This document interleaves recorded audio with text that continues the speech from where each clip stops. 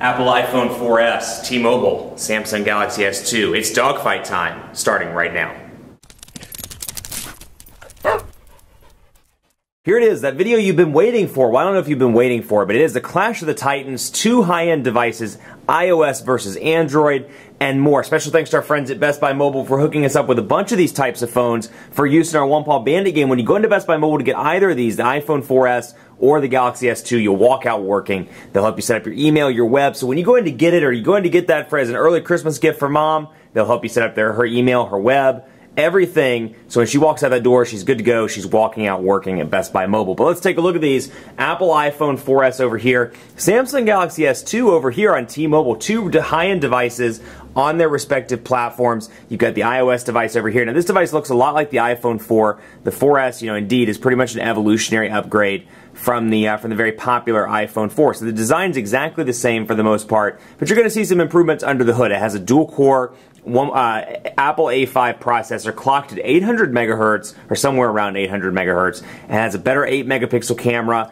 with 1080p HD video recording on the sucker as well. But otherwise, same screen size, 3.5-inch Retina display, as you can see here. Same design, but there are some minor changes. You'll notice the SIM card slot over here on the side because this is an international device now. Whether you get it on Sprint or Verizon, it does have a SIM card slot so you can take it overseas. I just came back with my 4S from London on Verizon, so that's one of my many devices that I have, and it worked pretty well. So international capabilities are a go on the iPhone 4S, and then it has this revised antenna design. So even on the AT&T one, if you remember, AT&T and Verizon had two different antenna structures. It's all the same on the 4S. You've got your little antenna lines right here, and supposedly it can switch back and forth intelligently between the two antennas to figure out which one is pulling in the best signal. It's also running iOS 5, so you get those notifications that you know and you've seen. And then some other improvements under the hood. Newsstand, the ability to check your reminders or add reminders, and of course, my favorite, Siri, is pre-installed on this sucker as well. Then you have the Galaxy S2 over here. Now this is T-Mobile's version. This is the most recent one to come to US shores, and it's packing quite a bit under the hood as well. It's got a dual-core 1.5 gigahertz Snapdragon S3 processor, 4.52-inch Super AMOLED display, Super AMOLED Plus display. So you can see the comparison here, just screen to screen. It's got an inch difference on the screen size. 8-megapixel camera on the back of this as well with 1080p HD video recording.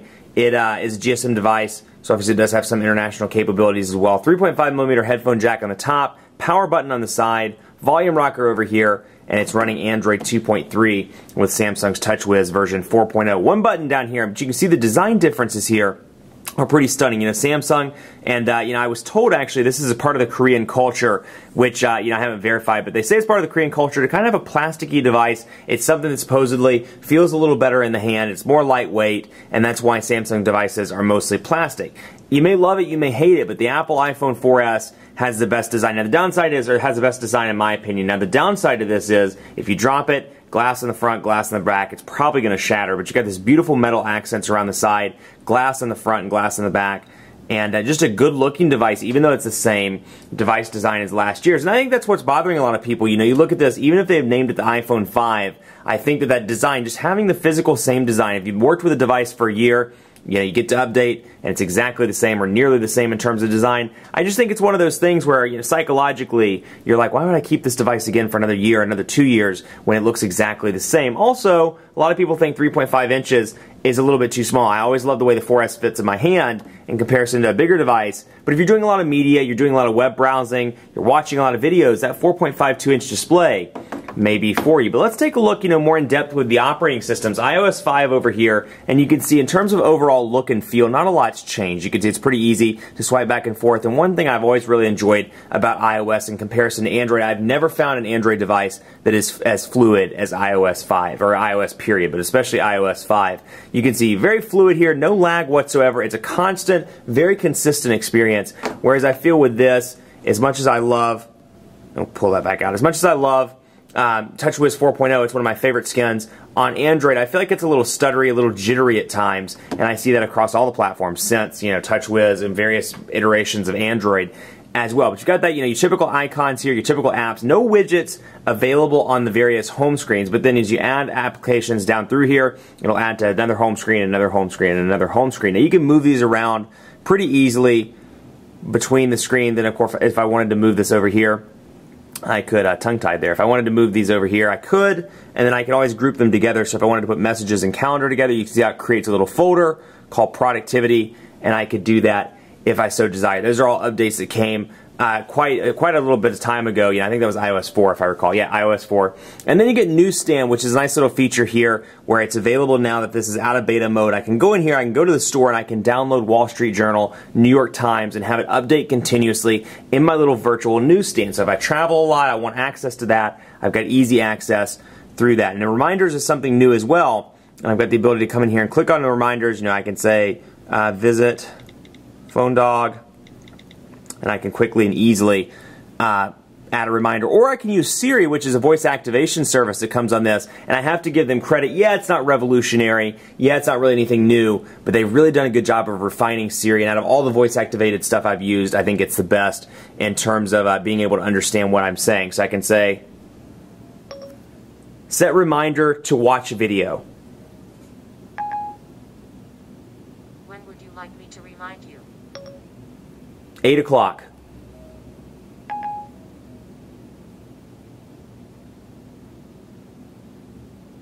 Let's see if it does it. It's going to bring it up right now. I can add this to your reminders. Excellent. Shall I go ahead? Yes.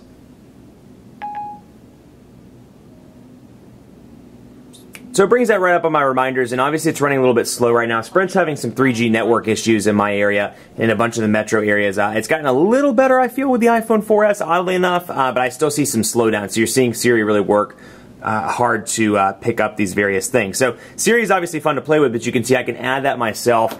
And in the event, you know, I never recommend text messaging while driving. I think it's terrible and dangerous. But if you had to send an emergency text message to somebody, you could say, text message Kate, I'm going to be late.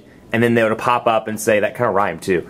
But you can pop it up and it will offer it up and it will allow you to send it without ever having to look at the display of the device. So very cool features, and again, you know, I can bring up Siri pretty quickly and easy by either holding here and I can see information. It says I can call Jason, I can play, you know, I can send messages, I can do calendar appointments, I can do reminders, I can do map stuff. So a lot of different options with this, and not just options within the device itself locally, but assuming you have a decent data connection, you can search the web and find restaurants and more. So if I wanted a particular restaurant. So it's just nice to have, and they really refined it and made it very Apple-esque, and they've done a good job there. But again, you know, typical look to the home screens here, and then you have the notifications bar up here with your weather, your stocks, and then I have reminders, and you can customize this as you see fit by going to settings and going to various notifications, and I can sort them out by time, and you can see what all comes in the notification center. Then over here you have Android 2.3.5 with Samsung's TouchWiz version 4.0. Now you can see if you worked with 3.0 with something like the Droid Charge,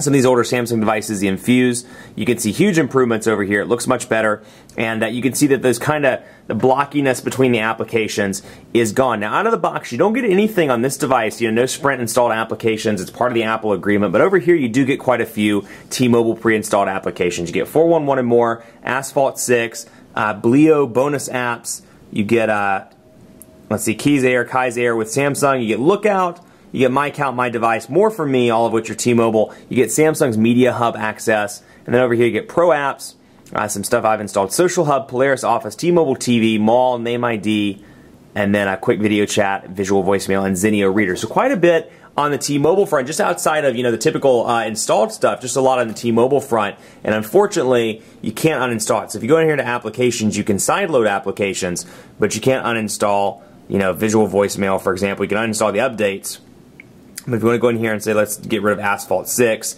it doesn't allow me to uninstall it. So there's some T-Mobile bloatware. It's unable to be uninstalled. And then here, just to give you an idea, is what the notifications bar looks like. If you're wondering, you know, this pull-down thing looks kind of familiar. I mean, they've definitely made it Apple-esque and kind of tweaked it and made it go hand-in-hand with iOS 5. But if you're wondering, it does look pretty similar, in my opinion, to Android. Now, up here you get some easy, quick access buttons, Wi-Fi, Bluetooth, GPS, silent, and auto rotation. So you get easy access. You've got your network ID and your notifications as well. But you'll see again, you know, TouchWiz 4, just you can tell it's incredibly lag-free. You can see pretty easy to run through, although it's pretty interesting when you work with the 3 Galaxy S2 devices like I have, and you've had them side by side, and you've worked with them all extensively. I will say the Galaxy S2 on T-Mobile in day-to-day use is the slowest out of the 3. Just not having that Exynos processor for whatever reason really affects this device, and you see the occasional stutter and the occasional lag on the T-Mobile version, but still very smooth in comparison to most other Android devices on the market. You can see pretty quick and easy to move through, and then you have 7 home screens over here as well, which can easily be seen at once by pinching it out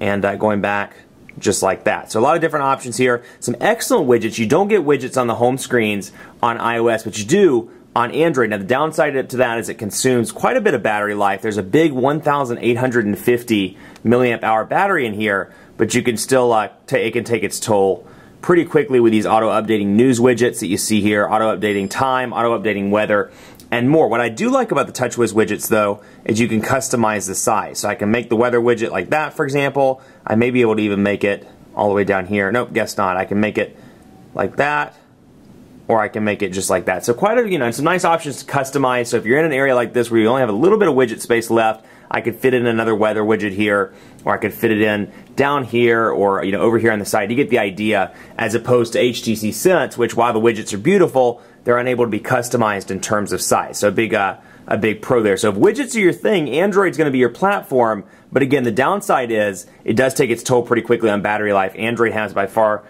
in my opinion, out of the world, not in my opinion, in testing, out of the various platforms, battery life is pretty poor for the most part on Android. This one, you're going to see a battery life, if you're coming from the iPhone 4, you will see a noticeable difference here. Apple quotes up to 8 hours of use, so pretty heavy, moderate use. With moderate use here, I can make it through a day, but I get pretty close when it gets to 10 or 11 o'clock at night of running out of juice. Now with the 4, I could make it a day and a half easily. So again, still very good on the 4S. I haven't had the battery woes that everybody's complaining about on various forums and online, but I will say it is worse than the iPhone 4S, particularly due to things like Siri and the fact that this the Sprint version and the Verizon version, the two that are on my desk, are both CDMA devices, another thing to keep in mind as well.